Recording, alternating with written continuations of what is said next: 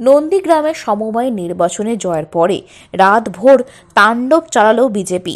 নন্দীগ্রামে কালীচরণপুর গ্রাম পঞ্চায়েতের ৭ নম্বর জলপাই গ্রামের বাসিন্দা গুরুপদ মণ্ডল এবং বিষ্ণুপদ মণ্ডল তাদের পরিবার অভিযোগ, তারা রাত্রে খেতে বসেছিলেন।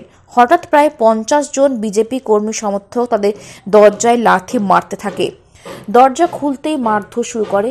তারপর দুই ভাইকে ভোজালি দিয়ে একের পর এক কোপ মারতে থাকে। ৭ নম্বর জলপাই গ্রামে তৃণমূলের বুথ সভাপতি গুরুপদ মণ্ডলকে গুরুতর জখম অবস্থায় নন্দীগ্রাম সুপার স্পেশালিটি হাসপাতালে ভর্তি করা হয়। গুরুপদর দাদা বিষ্ণুপদকে হাসপাতালে নিয়ে আসা হয়। গভীর রাত্রে মৃত্যু হয় বিষ্ণুপদ মণ্ডলের। সকাল থেকে প্রতিবাদ ধর্মঘট ডাকে তৃণমূল। কার্যত রাস্তা অবরোধ করে টায়ার জ্বালিয়ে বিক্ষোভ প্রদর্শন করে তারা।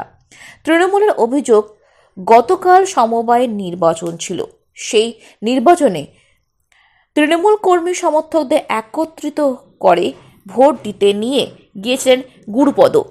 সেই জন্যই নন্দীগ্রামে বিজেপি নেতা মেঘনাথ পালের নেতৃত্বে তাদের ওপর হামলা করা হয়। যদিও এই সমস্ত দাবি উড়িয়ে দিয়েছেন বিজেপি। এই ঘটনায় সঙ্গে তারা যুক্ত নয়, এমন দাবি বিজেপি নেতা মেঘনাথ পালের।